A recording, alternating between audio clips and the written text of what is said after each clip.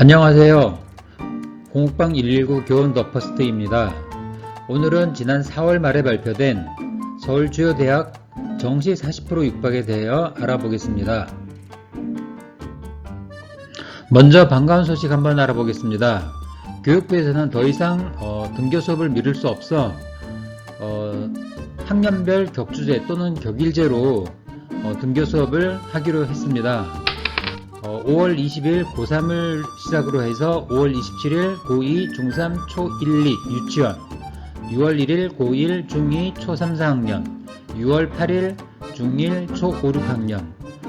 드디어 등교가 되었으니까 모두들 힘내시길 바라겠습니다. 그럼 정시 비율 대폭 강화에 대해서 한번 알아보겠습니다. 이 정시 비율이 대폭 강화되는 것이 사실 누구한테 좋을지 좀 알아볼게요. 서울주요대학 내년 정시 확대, 연고대는 40%, 서울대는 30%. 정시가 이렇게 한 8% 정도 강화가 되면서 학생부 종합전형은 약 한 10% 정도 감소가 됩니다. 또한 모든 대학이 고른 기회전형 도입을 또 해야 되고요. 이러한 현상들이 실질적으로는 현재 고2 학생들이 정시 40%룰 효과가 1년 앞서서 나타나기 때문에 학종을 대비하던 고2 학생들이 상당히 혼란스러울 거로 예상이 됩니다. 사실 그 학종을 준비하는 그 학생들은 어떤 특목고 학생보다는 일반고 학생이나 아니면 지방에 있는 학생들이 그 학종 준비를 좀 더 많이 했었는데요. 지금 보면 정시 비율이 2021학년도 지금 현재 고3 학생들이죠. 그 다음에 2022학년도 지금 현재 고2 학생들이 볼 그 정시 비율을 보면은 40% 이상 대학이 무려 9개 서울 주요 대학 중에서 9개나 되고요. 또 나머지 대학들도 약 한 30%에서 37%까지 이렇게 강화가 되는데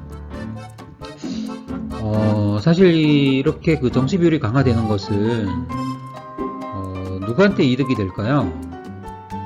제가 좀 생각할 때는요, 아까 외고나 어떤 과학고, 특목고 학생들한테 좀 더 유리할 거고요.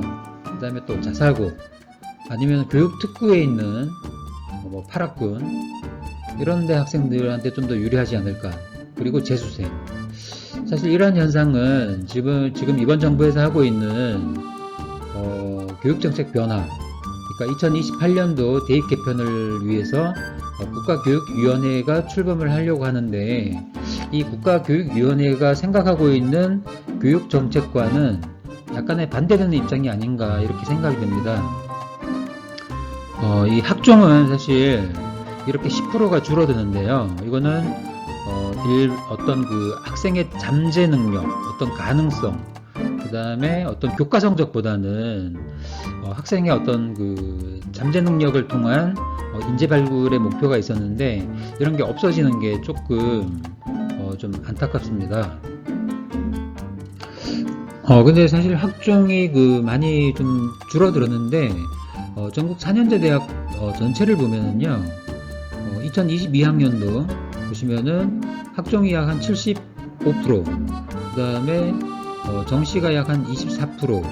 사실 그 올해 2020년도 올해를 비교해 보아도 뭐 큰 몇 프로 차이 안 난 한 20% 정도 학종이 주는 걸로 나왔는데, 이런 현상들은 지방대학 같은 경우에는 정시로 많이 뽑지 않습니다. 실제로 정시 비율을 한번 보면은요, 지방대학은 15.7%, 수도권대학은 32.3%. 결국 수도권대학에서 정시 비율이 상당히 많이 높아진 거죠. 그러면 지방대학은 수시로 많이 갈 수 있는 어떤 여건이 되는 거고, 수도권, 서울에 있는 대학들은 정시나 학생부 교과 위주로 입학을 해야 된다고 생각을 하는데요. 조금 더 구체적으로 보면은 수시 75% 중에 학생부 교과 내신 성적으로 가는 거죠. 1등급부터 뭐 1, 2등급 학생들이 43% 정도 됩니다. 그 다음에 학생부 종합은 좀 학교 내신이 조금 안 좋아도 어떤 잠재 능력을 보고 평가하는 종합은 약 22%로 많이 줄어들었습니다. 결국 그 수도권 대학들은 이 정시와 그 다음에 내신, 학생부 교과와 그 다음에 종합 이렇게 뽑겠다는데, 앞으로 대입은 정시와 학생부 위주로 좀 바뀌지 않을까 그런 생각이 좀 들고요. 더구나 학생부 교과 전형을 전혀 운영하지 않았던 대학, 뭐 건국대, 경희대, 동국대, 서강대, 성모대, 연세대 이런 학교들도 학생부 교과 전형을 10% 정도 신설을 했습니다. 이런 이유가 있는데요. 이런 이유는 교육부가 수도권 대학에서는 지역 분영 선발 이거를 10% 이상 해라 라고 각 대학들한테 공고를 했습니다. 그러면은 이 수도권 대학에서는 내신 성적으로 학생부 교과를 통해서 우수한 학생들을 지방에 있는 학생들을 먼저 뽑겠다는 이야기죠. 또한 이 정시와 학생부 교과 전형이 이렇게 확대가 되면서 이들 대학은 학종 비율이 상당히 많이 줄어들었는데요. 연세대 같은 경우에는 거의 절반, 반토막이 됐습니다. 학생부 종합 전형을 그동안 리드해왔던 서울대, 고려대 같은 경우에도 약 한 10% 정도, 아니면은 뭐 한 10% 정도 축소되었습니다.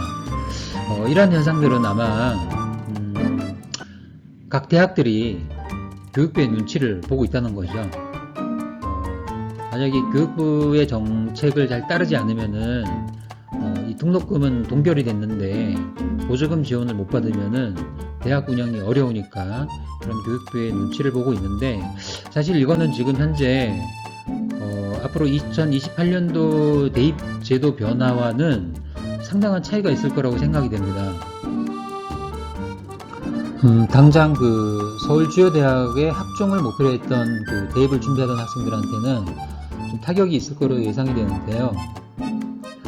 학종이 축소되고 정시와 학생부 교과 전형이 확대로 되면서 현재 고2부터, 그러니까 고등학교 2학년 이하 학생들한테는 학교 교육 변화가 아마 좀 있을 것으로 봅니다. 그동안 일반고 학생들이 어떤 진로 선택이라든가 어떤 뭐 동아리 활동 이런 걸로써 본인의 적성과 이런 거를 좀 수업에 많이 반영을 했는데, 아마 그런 게 좀 많이 없어지지 않을까라는 생각이 들고요. 정시와 학생부 교과 전형의 확대로 또 문제풀이 수업, 또 등급이 잘 나오는 과목을 선택하고 또 학교에서 강조하고, 또 학생들의 어떤 뭐 진로와 적성에 따른 과목 선택, 뭐 활동 중심의 수업 이런 건 학교에서 좀 안 할 수 있다, 이렇게 좀 생각이 듭니다. 자율형 사립고, 외고 이거는 지금 뭐 폐지하자고 이야기가 나오고 있는데, 사실 그 외고나 어떤 뭐 특목고의 그 선호도가 좀 높아지고, 더구나 2025학년도에 전면적으로 실시되는 교구 학점제 이런 정책과 상당한 혼란이 될 수 있다는 문제점이 좀 우려가 되고 있습니다.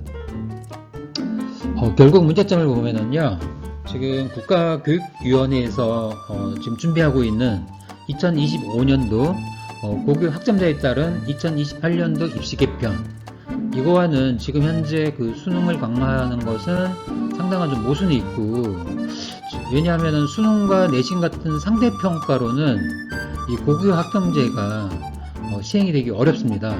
이 고교육 학점제는 절대평가, 성취평가제가 필수 조건입니다. 그런데 이런 모든 것들이 아마 그 2022년도 대선에 따라서 외고나 특목고를 또 재부활할 수도 있고 또 폐지할 수도 있고, 이런 어떤 그 분수령이 될 것 같습니다. 그러니까 2020년도 대선이 지나면은 아마 이런 부분이 좀 더 명확하게 확정이 되지 않나 생각됩니다. 네, 마지막으로 작년에 제가 본 어떤 그 신문에서 계층 의식별 선호하는 입시 제도라는 그 논문 발표가 있었습니다. 거기에서 보면은요, 정시 선호와 학종 선호, 그러니까 정시 선호는 누가 많이 하냐면은 상층, 학종 선호는 중층에서 많이 좀 선호를 합니다. 뭐 쉽게 말해서 상층은 돈이 많으면은 정시든 학종이든 뭐 다 준비를 할 수가 있겠죠. 그러나 뭐 경제적으로 좀 어려운 우리 중이하는 사실 이렇게 잘 준비하기 좀 어렵지 않습니까? 그래서 앞으로 이런 쪽에 좀 어떤 좀 배려가 돼야 되지 않나. 물론 뭐 정부에서도 뭐 지역 균형 선발이라든가 뭐 사회적 배려자 이렇게 해서 많이 신경을 쓰고 있지만 사실 앞으로는 이런 부분이 좀 많이 강화되어야 된다고 개인적으로 생각을 하고요. 그리고 또 얼마 전 KBS 다큐 인사이트에서 OECD 학습 나침반으로 찾아낸 미래 교육 10가지 단서라는 다큐멘터리가 있습니다. 이 다큐멘터리에 보면은 지금 현재 학생들을 지도하던 선생님들이 어떤 수업으로 좀 변화를 시키면서 수업 방법을 변화시키면서 학생들과 소통하고 또 학생들이 흥미를 느낄 수 있는 수업 이런 걸 이끌어냈던 어떤 그 다큐멘터리가 있는데요. 사실 많이 도움이 됐습니다. 제가 시간이 되면 나중에 다시 한번 올리도록 하고요. 오늘은 수능 40%가 미치는 영향에 대해서 한번 알아봤습니다. 네. 좋아요, 구독 꼭 눌러주시고요. 다음에 또 뵙겠습니다. 감사합니다.